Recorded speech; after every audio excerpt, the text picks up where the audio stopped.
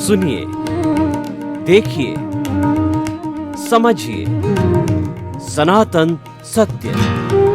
जैसी दृष्टि वैसी सृष्टि, दृष्टि विज्ञान। कुदरत, कुदरती रचना एवं कुदरत के कानून से शाश्वत सुख की प्राप्ति। जोधपुर के परम पूज्य महात्मा उपासक प्रोफेसर डॉक्टर सोहन राज तातेड़ के निर्देशन में सनातन सत्य। जैसी दृष्टि वैसी सृष्टि, दृष्टि विज्ञान।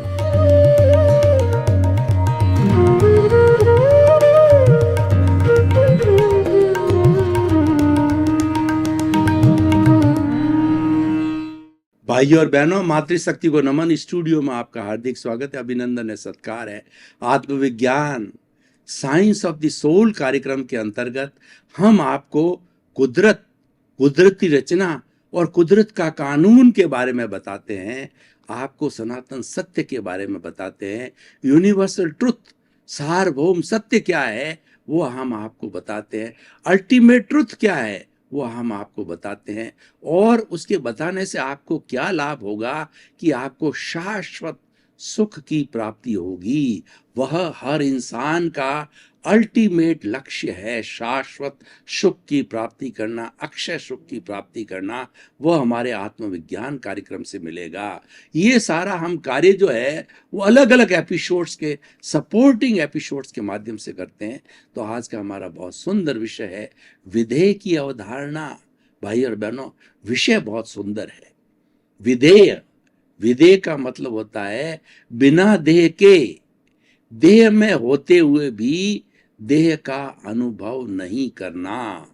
वेदांत की भाषा में बात करें तो वेदांत द्वैत और अद्वैत में विश्वास करता है। वेदांत ये कहता है कि हमारा ये शरीर द्वैत है। द्वैत का मतलब शरीर और आत्मा, इसके अंदर दो का निवास है। शरीर जड़ है और आत्मा चेतन है। जब हम पुरुषार्थ करते हैं, जब हम ज्ञाता दृष्टा में रहते हैं, जब हमारी आत्मा को शुद्ध कर देते हैं, सारी अशुद्धि को, कार्बन शरीर की, लिंग शरीर की या कॉजल बॉडी की सारी अशुद्धि को धो देते हैं धार्मिक उपायों से, ज्ञाता दृष्टा भाव से, तो वह धोने से क्या होती है कि आत्मा 24 कैरेट का सोना उज्जवल हो जाती है और वह अद्वैत बन जाती है। अद्वैत का मतलब दो की समाप्ति होकर के एक हो जाती है। सांख्य की भाषा के अंदर द्वैत जो होता है वो पुरुष और प्रकृति का होता है। पुरुष शुद्ध है, पुरुष ब्रह्म का रूप है और प्रकृति है वो माया है। जब माया का, प्रकृति का जो फोटो है वह अगर पुरुष पर पड़ता है, पुरुष लुब्ध हो जाता है तो पुरुष अशुद्ध हो जाता है। और जब प्रयास करके उस प्रकृति को अपने से अलग करता है तो अलग होते ही शुद्ध हो जाता है, ब्रह्म रूप में हो जाता है। और उस जो ब्रह्म रूप के अंदर होकर के वो शुद्ध होकर के सिद्ध, बुद्ध और मुक्त बन जाता है। तो भाई और बहनों, विधेय, शरीर में रहते हुए भी शरीर का भान न होना, ये जो भेद विज्ञान कहलाता है कि आप शरीर में हो लेकिन शरीर अलग है। मैं अलग हूं, मैं तो शुद्ध आत्मा हूं, मेरा मूल स्वरूप शुद्ध आत्मा का है। वो आत्मा कैसी है? वो आत्मा जानने वाली है, वो देखने वाली है, वो ज्ञाता है, वो दृष्टा है, वो अनंत ज्ञान वाला है, वो अनंत दर्शन वाला है और वह अनंत शक्ति वाला है और अनंत सुख का धाम है, अक्षय सुख का धाम है, जिसकी हम खोज कर रहे हैं, जिसको हम ढूंढ रहे हैं कि हमको ऐसा सुख मिले कि उसके पास में दुख ना आए। तो वो आत्मा के भीतर है, वो आत्मा की क्वालिटी है, वो आत्मा का लक्षण है, उसको प्राप्त करो। तो विधेय का मतलब दोनों को अलग अलग मानना, जड़ और चेतन को अलग मानना। शरीर जड़ है, आत्मा चेतन है। शरीर नाशवान है, आत्मा अजर है, आत्मा अमर है। और ये दोनों टंकोत्कीर्ण हैं। टंकोत्कीर्ण का मतलब ये होता है कि पानी के ऊपर आपने जो कुछ बूंदें घी या तेल की डाल दी और खूब मथा, कई दिनों तक मथते रहे, तो वो तेल या घी की बूंदें तैरती रहती है, वो घुलनशील नहीं होती है जैसी कि हमारी चीनी हो जाती है, नमक हो जाता है, तो वो हमेशा अलग रहते हैं, उसको टंकोत्कीर्ण कहा जाता है। ठीक उसी तरीके से ये जड़ है कार्बन शरीर रूपी, या ये स्थूल शरीर, उससे मिला ये स्थूल शरीर रूपी जो शरीर है और आत्मा हमेशा भिन्न भिन्न रहते हैं, आपस में मिक्सचर यौगिक जरूर होते हैं, लेकिन कभी भी एक में एक नहीं हो जाते, वो संबद्ध नहीं होते, क्योंकि दोनों की प्रकृति अलग है। प्रकृति देखिए कि जो चेतन की प्रकृति है वह तो चेतन की अनुभूति करने वाला है और वो फीलिंग करने वाला है, जिसको सुख दुख की अनुभूति होती है। और जड़ का उसके विपरीत स्वभाव है कि जड़ को मारो पीटो ठोको काटो, उसको कोई तरह की अनुभूति नहीं होती है, क्योंकि वो निर्जीव है। जीव वाले को होती है, तो जीव वाला जो होता है वो चेतन तत्व कहलाता है, उसमें चेतना होती है। जड़ वाला होता है वो मैटीरियल कहलाता है, उसमें चेतना नहीं होती है। तो भाई और बहनों, विधेय शरीर में रहते हुए शरीर का भान कैसे छूटे, वो छोड़ने के लिए हमें किसी ज्ञानी पुरुष को तलाशना पड़ेगा। स्वामी विवेकानंद ने अपना, जब उनको काफी अच्छी समझ आ गई, तो उन्होंने जो है खोज करनी चालू करी, गुरु की खोज। मुझे सच्चा गुरु मिले। वो कई गुरुओं के पास गए, लेकिन उसको सच्चा गुरु की अनुभूति नहीं हुई। लेकिन एक समय ऐसा आया कि रामकृष्ण परमहंस के पास में स्वामी विवेकानंद खड़े हुए, तो दोनों में प्रथम दृष्टवा ये जान लिया कि स्वामी जो है विवेकानंद जी को जो है उनका गुरु जो है वो रामकृष्ण परमहंस के रूप में मिले, और रामकृष्ण परमहंस ने देखा कि मुझे विवेकानंद के रूप में एक सुशिष्य मिल गया। दोनों को पहचाना, दोनों की अनुभूति हुई और दोनों का इंटरेक्शन होकर के वो गुरु शिष्य बन गए। तो भाई और बहनों, खोज करनी पड़ती विधेय होने के लिए ज्ञानी पुरुष की। तो ज्ञानी पुरुष क्या होता है कि जब हमारे पर कृपा कर देता है, हमारा शुभ का योग आता है, हमारा पुण्योदय होता है, तभी ज्ञानी पुरुष मिलता है। और ज्ञानी पुरुष ऐसा व्यक्ति होता है जो क्षीर नीर करता है, वो अलग कर देता है, ये लो तुम्हारा शरीर और ये लो तुम्हारा आत्मा। उसके बीच में जो बंधन पड़ा होता है, जिसको हम वेल्डिंग कहते हैं, ये अज्ञान का वेल्डिंग होता है, ये राग द्वेष का वेल्डिंग होता है, ये क्रोध मान माया लोभ का वेल्डिंग होता है, ये कषाय का वेल्डिंग होता है, और ये मोह का वेल्डिंग होता है। उस वेल्डिंग को तोड़ करके और वह उस जहर की थैली को फेंक देता है कि आपके अभी नए कर्मों का बंधन का कारण मैंने हटा दिया है। तो ये हटा देने के बाद में तुम अब विधेय बन गए। और विधेय क्यों बन गए? तुम्हें 24 आवर्स आत्मा की अनुभूति होगी कि मूल रूप से मैं शुद्ध आत्मा हूं और इस शरीर में निवास करती हूं। ये शरीर मेरा पड़ोसी है।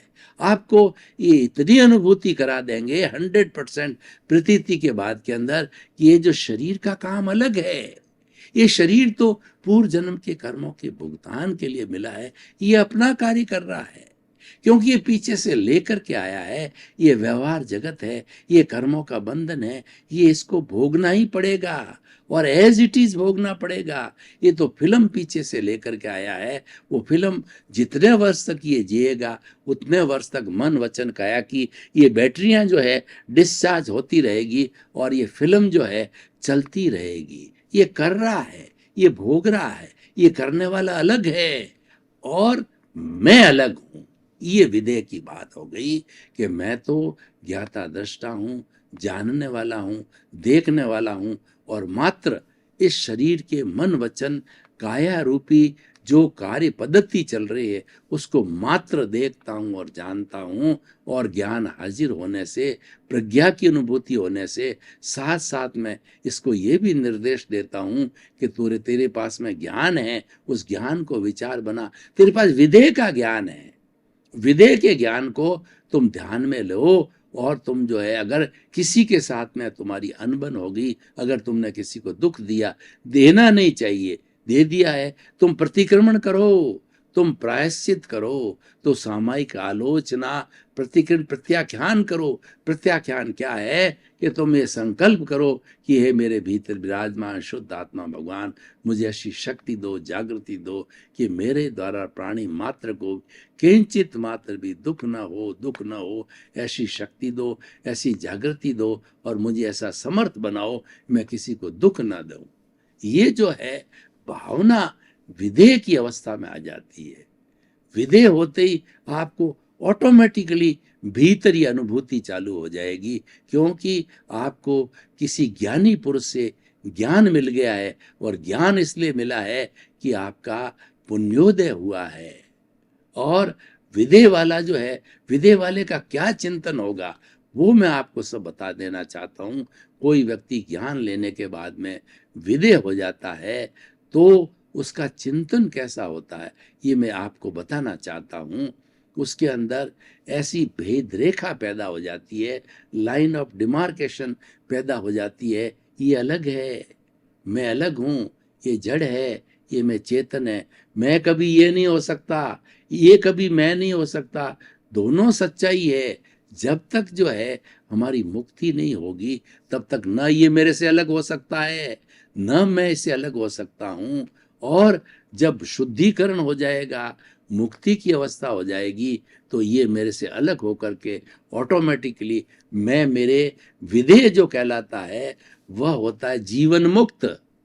और जब ये सारा जीवन के साथ जो अशुद्धि चल लगी हुई है राग द्वेष की, ये हट जाती है, तो ये जीव मुक्त हो जाता है। जीव मुक्त होकर के ब्रह्म में लीन हो जाता है, यानी वो मुक्ति में चला जाता है। और वह मुक्ति में जाकर के और वहां पर स्थिर होकर के अक्षय सुख के धाम में चला जाता है, अक्षय सुख की स्थिति में रहता है। भाई और बहनों, ये विधेय की बात है। विधेय वाला व्यक्ति जो है सारे संसारिक कार्य करते करते हुए भी अपना ताना बाना अपने भीतर विराजमान शुद्ध आत्मा से जुड़ा रहेगा। वो कार्य तो शरीर का कर रहा है, लेकिन उसका ध्यान अपनी आत्मा पे है। विधेय का मैं आपको उदाहरण देना चाहता हूं कि राजा जनक को विधेय कहा जाता था। उन्होंने अपने गुरु से ज्ञान लिया था, वो ज्ञानी हो चुके थे। और वो कैसे विधेय थे? वो सीता के माता थे और मिथिला के राजा थे। मिथिला के राजा होने के नाते सारे कार्य करते थे, प्रजा का भला भी करते थे। और जो प्रजा उद्दंड होती थी, दुर्जन होते थे, उनको पनिशमेंट भी देते थे। कभी युद्ध भी करना पड़ता था, कोई थोप देता था, वो युद्ध करते था। विधेय चला के कभी युद्ध नहीं करता है, लेकिन विधेय इतना कायर भी नहीं होता है कि अपने ऊपर कोई चीज थोपी जाए तो उसको फेस नहीं कर सके या उसका प्रतिकार नहीं करे। इतना कमजोर भी विधेय नहीं होता है, क्योंकि वह उसकी ड्यूटी में आता है, उसके निष्काम कर्म के अंदर आता है, उसके कर्म योग के अंदर वो चीज आती है। तो भाई और बहनों, जो विधेय होगा वो कभी भी जो है वह अन्याय नहीं करेगा, क्योंकि वो जानता है कि मैं अन्याय करूंगा तो मेरी आत्मा भारी होगी और मुझे कर्मों का बंधन होगा और वह मुझे भुगतना पड़ेगा। इसलिए वह अन्याय नहीं करता है। उसके पास विवेक है। विवेक ये धम्म आइए, विवेक ही धर्म है। सबसे बड़ा धर्म विवेक है। कई लोग बहुत बड़े पढ़ लिख करके विद्वान हो सकते हैं, कई नहीं हो सकते हैं, लेकिन विवेकी व्यक्ति है वो पंडित होता है, वह इंट्यूशनल होता है। वह व्यक्ति जो है प्रज्ञा के जगत के अंदर निवास करता है और विधेय हमेशा प्रज्ञा के जगत के अंदर निवास करेगा। और जो प्रज्ञा के जगत में निवास करता है वह कभी भी भूल नहीं करता। भूल हो भी जाती है तो तुरंत वो प्रायश्चित करेगा, क्योंकि भूल होना संभव है। केवल ज्ञान, एब्सोल्यूट नॉलेज के होने के पहले कोई भी भूल होना संभव है। और केवल ज्ञान परफेक्ट नॉलेज होता है, एब्सोल्यूट नॉलेज होता है। और उस स्थिति के अंदर वह जीव जो भगवान बन जाता है, फिर उससे कोई गलती नहीं होती। भगवान गलती नहीं करता है, गलती मनुष्य करता है। टू एयर इज ह्यूमन, मनुष्य वह कहलाता है। गलती करके तुरंत सुधार कर देना, वो वापस गलती ना करना, और गलती बिल्कुल नहीं करना, वो भगवान होता है, और बार बार गलती करते रहना, सुधार न करना, वो पशु होता है। ये तीन के दानव होता है, ये तीन कैटेगरी बनाई गई है। तो हम बात कर रहे थे विदेह की। विदेह वाला व्यक्ति जो है अपने भीतरी चिंतन में रहता है, और वह चला के किसी को कष्ट देना नहीं चाहता है, और वो हमेशा न्याय करेगा। किसी भी रैंक का व्यक्ति होगा तो सब दृष्टि से रहेगा।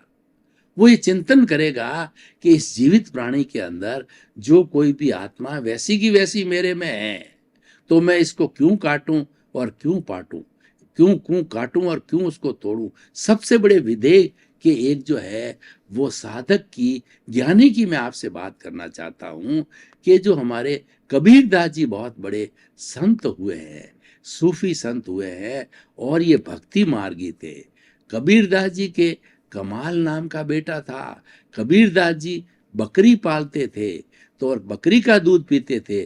तो उन्होंने अपने बेटे कमाल को कहा कि बेटा तुम जाकर के और इस बकरी के लिए कुछ घास फूस लेके आओ, ये भूखी है। तो हाथ के अंदर जो है वो कैंची लेकर के कमाल जो है वन के अंदर गए, जो है हरी हरी हरी धूप को या कोई चीज को काटने के लिए। तो उन्होंने धूप में सबसे पहले जो कैंची चलाई, तो एक सर सर की चमकती हुई उसको ध्वनि सुनाई दी। उसको लगा कि इसके अंदर वही चेतना है जो मेरे चेतना में, उसको काटूं या मेरे को काटूं। और मेरे को काटने से जितना दर्द होगा मैं कैंची चलाऊंगा। मुझे उनको अनुभूति हुई। वो विधेय थे, वो इंट्यूशनल थे। तो उनको जो है ये अनुभूति हुई कि मैं इसको काटूं, इसका मतलब मैं स्वयं को काट रहा हूं। उन्होंने आत्मतुलावत उसको माना, क्यों उसमें भी चेतना है। जो हमारी दूब है या जो हमारी घास फूस है, वो जड़ से काट के अलग फेंक नहीं दी जाती, निर्जीव नहीं बन जाता, तब तक उसमें जीव है। हालांकि वो एकेंद्रीय होता है, वो विकसित नहीं होता है, वो अपनी दुख की अनुभूति को प्रकट नहीं कर सकता है, लेकिन महसूस जरूर कर सकता है। तो महसूस जो है उसको, उनको कमाल को हुई। कमाल विधेय थे, ये विधेय का बहुत बड़ा उदाहरण है। और वह पूरा दिन भर घास नहीं काट सके, हर एक में उनको उस चेतना की अनुभूति हुई। तो जब वो शाम को घर लौट के आए, बहरंग आए, बिना घास फूस लेके आए, तो कबीरदास जी ने पूछा क्या हुआ तुम लेके नहीं आए। तो उन्होंने आप बीती सारी बात बताई कि मैं किसको काटूं, मेरे को खुद को काटूं या उस घास को काटूं जो जिंदा है। तो कबीरदास जी ने कहा कमाल, तुम तो मेरे से बहुत आगे बढ़ते हो, तुम विधेय हो, तुम बहुत बड़े साधक हो। भगवान राम विधेय थे, भगवान कृष्ण विधेय थे, वो सब कुछ करते थे। भगवान राम ने कितने कितने दानवों का, दुर्जनों का जो है नाश किया। और भगवान कृष्ण ने जो है अर्जुन को जो है महाभारत का युद्ध करने के लिए पूरी उन्होंने जो है वो सारी योजना बताई, वो उनके सारथी रहे। तो वो विधेय थे, वो उसको अलग समझ के कर रहे थे। दोनों को अलग अलग मानो, ये विधेय की परिभाषा है। शरीर अलग है, आत्मा अलग है, दोनों साथ रहते हैं। शरीर जड़ है और आत्मा जो है चेतन है। आत्मा सच्चिदानंद है, सत्य चित्त और आनंद। सत का मतलब अविनाशी, आत्मा अविनाशी तत्व है। और इसके जो गुण हैं वो जो है वो हमारा ज्ञान और दर्शन वाला है। और इसका लक्षण है वो आनंद है। आनंद भीतर है, आत्मा के अंदर है, बाहर खोज करना ये मृग तृष्णा है। ये कस्तूरी की मृग जो बात है, जो मृग होता है वो मृग तृष्णा के वशीभूत होकर के जब उसकी नाभि के अंदर कस्तूरी की सुगंध फूटती है तो इधर भागता है, उधर भागता है, और ये सोचता है कि ये सुगंध कहीं बाहर से आ रही है। उसको पूरा ज्ञान नहीं है। और जब उसको ज्ञान मिल जाता है, मृग तृष्णा टूटती है, तब उसको मालूम पड़ता है कि ये तो मेरी नाभि में है, नाभि में से खुशबू आ रही, यानी ये मेरे भीतर ही है। जब हमको ज्ञान होता है हमारे गुरु के द्वारा, ज्ञानी के द्वारा, तब हमें परीक्षा होती है कि सुख को बाहर ढूंढना जो है अज्ञान है। सुख तो मेरी आत्मा के भीतर है। सुख वस्तु में नहीं, कपड़े में नहीं, रोटी में नहीं, कपड़े में नहीं, मकान में नहीं, और हमारे सुख सुविधाओं के अंदर सुख नहीं है। सुख तो आत्मा का लक्षण है, ये गुण है आत्मा का। गुण हमेशा कभी गुण से अलग नहीं होता। तो आत्मा के इस गुण को आत्मा से हम अलग नहीं करते, अनुभव किया जाता है। और जो जो अनुभव करते हैं, जो भीतरी जगत में जाते हैं, अध्यात्म में गोते लगाते हैं, तो उनको मालूम पड़ता है मानसिक शांति, सुकून और आनंद भीतर भरा पड़ा है। भीतर आनंद का दरिया चल रहा है। उस आनंद के दरिये में मेरी आत्मा हिलोरे ले रही है, मेरी आत्मा स्नान कर रही है, आनंद की वर्षा हो रही है। उसकी आनंद की वर्षा में मैं स्नान कर रहा हूँ। आनंद का तालाब लहला रहा है। उस आनंद के तालाब में मेरी आत्मा डुबकियां लगा रही है। वो अनुभूति करता है कि अरे आनंद भीतर कितना पड़ा। और जो आनंद जो है हम बाहर देखते हैं, वस्तुओं के अंदर देखते हैं, वो टेम्परेरी आनंद है। थोड़े बाद में वो क्षीण हो जाता है, दुख में परिणत हो जाता है। सुख और दुख का जोड़ा है और ये संयोग विरोध के जुड़ा हुआ है। जो कोई भी व्यवहार जगत के अंदर संयोग होगा, इसका मतलब निश्चित रूप से वियोग होगा। जन्म और मृत्यु संयोग वियोग से जुड़े हुए हैं। जिसका जन्म हुआ, निश्चित रूप से उसकी मृत्यु होगी।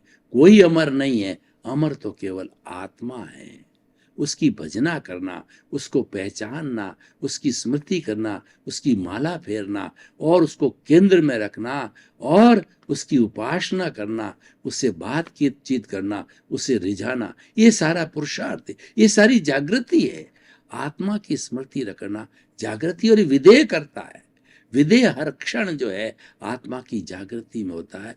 विदेह को ये प्रतीति रहती है कि मूल रूप से मैं शुद्ध आत्मा हूं और उसके साथ साथ में उसको जागृति भी रहती है कि मैं शुद्ध आत्मा हूं, इसलिए कोई ऐसा कार्य नहीं करूं जिससे मेरी आत्मा भारी हो।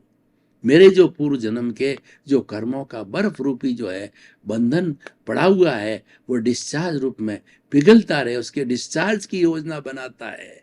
नई चार्ज की योजना वो नहीं बनाता है। नई चार्ज की योजना कैसे बनती है कि पूर्व जन्म का हमारा उदय या प्रारब्ध चल रहा है, उस प्रारब्ध को हम मात्र देखते रहते हैं, स्पेक्टेटर की तरह, इन्विजिलेटर की तरह बाहर से खड़े खड़े उसको देखते हैं कि ये सोहन राज तातेड़ का ये पुतला मन वचन काया क्या कर रहा है। ये प्रवचन दे रहा है, ये सो रहा है, ये खा रहा है, ये बोल रहा है, ये कोई भी गति कर रहा है। मात्र उसको जो है ज्ञाता दृष्टा भाव से स्पेक्टेटर के रूप में देखते रहो। ये विदेह की भावना है और विदेह होने के बाद में ये भावना हमेशा बनी रहती है, क्योंकि विदेह अनुभवजन्य है।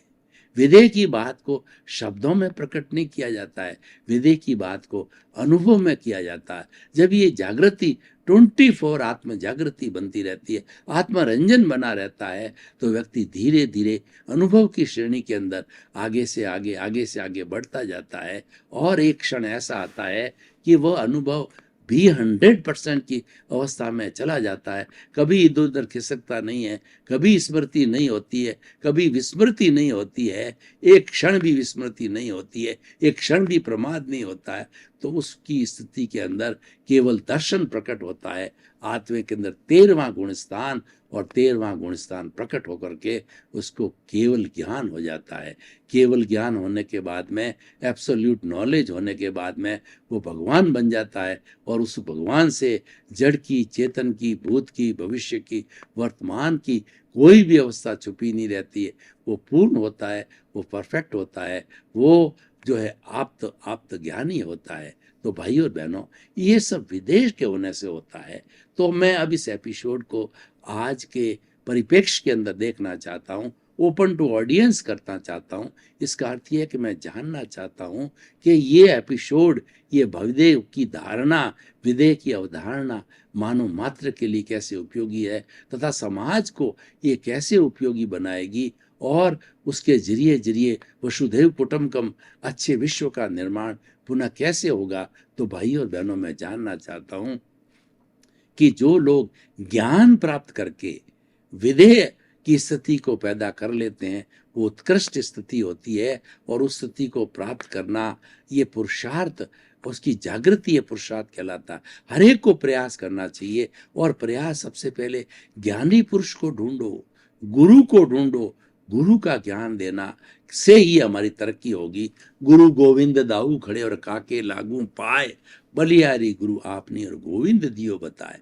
गोविंद का मतलब यह है कि भीतर विराजमान शुद्ध आत्मा भगवान वह गोविंद है, वह ईश्वर का रूप है। और वो ईश्वर कब बनता है कि सारे कर्म जड़ जाते हैं, सारा राग द्वेष जड़ जाता है, सारा कार्मण शरीर, लिंग शरीर, कॉजल बॉडी जड़ करके 24 कैरेट का जब भगवान के रूप में हो जाता, उसके पूर्व पूर्व जो है विदेह की स्थिति बनी रहती है। और विदेह की स्थिति जो है उसको पूर्ण बनाती है, उसको भगवान बनाती है, उसको केवल ज्ञान देती है। जब हम कायोत्सर्ग करते हैं तो हम भीतर में ये सुझाव देते हैं कि शरीर का एक एक अवयव, शरीर की एक एक कोशिका जो है वह शिथिल हो जाए। पूरा शरीर रूई की भांति शिथिल हो रहा है। कोई अकड़न नहीं, कोई जकड़न नहीं, कोई तनाव नहीं, कोई स्ट्रेस नहीं, कोई स्ट्रेन नहीं। मेरा शरीर रूई की भांति हल्का हो रहा है। जैसा आप ऐसा ऑटो सजेशन दो, ऑटो सजेशन के बाद के अंदर आप अनुभूति करो कि मेरा शरीर वास्तव में रूई की भांति हल्का हो गया है। अनुभव करो कि मेरा शरीर अपने स्थान से 1 फुट ऊपर उठ रहा है। इतने लाघव हो गए, इतने हल्के हो गए, शरीर इतना हो गया, शरीर का भान भूल गए। यह भी एक छोटा रूप है कायोत्सर्ग का। शरीर का भान भूलते हैं तब आत्मा का भान प्रारंभ होता है। जब खुद समाप्त होता है, जब खुदा पैदा होता है। हमें खुदा को पैदा करना है। खुदा को पैदा करने के लिए विधेय बनना है। अपना जो स्वरूप स्थूल दिखाई दे रहा है, सूक्ष्म स्वरूप में जाना है।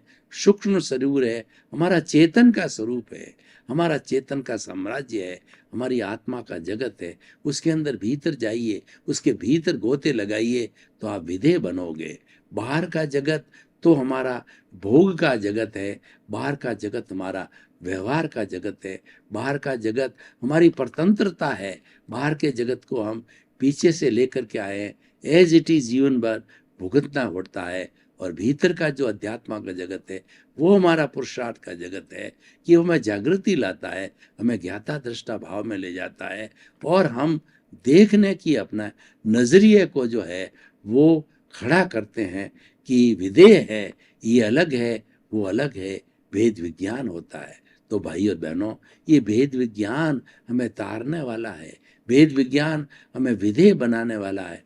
भेद विज्ञान मुक्ति की ओर जाने वाला है। आप कुछ भी करिए, आप पूरे जीवन भर कार्य करते रहो नहीं, आपको करना पड़ेगा, क्योंकि आप पीछे से साथ लेके आए हो। इससे छुटकारा नहीं है।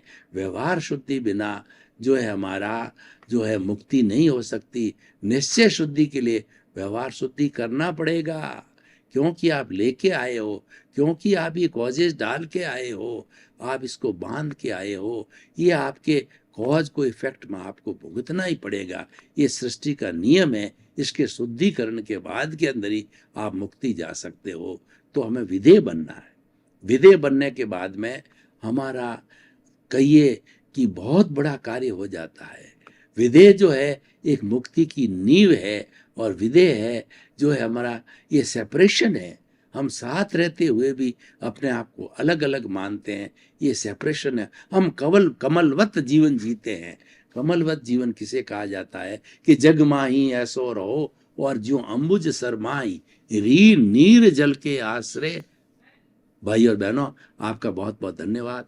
आप हमारा आत्मविज्ञान कार्यक्रम बराबर देख रहे हो। आत्मविज्ञान कार्यक्रम की आपकी आत्मा हो, ये कार्यक्रम आपके द्वारा, आपके लिए और आपसे है, क्योंकि ये आपको सुधार करना है। हमारा मात्र जो पुरुषार्थ इसी में है कि हम अच्छे व्यक्तियों का निर्माण करें। सुधरे व्यक्ति समाज व्यक्ति से राष्ट्र स्वयं सुधरेगा। इसी क्रम में आपका जीवन आनंदमय हो, मंगलमय हो, सुखमय हो, धर्ममय हो। आपके प्रति बहुत बहुत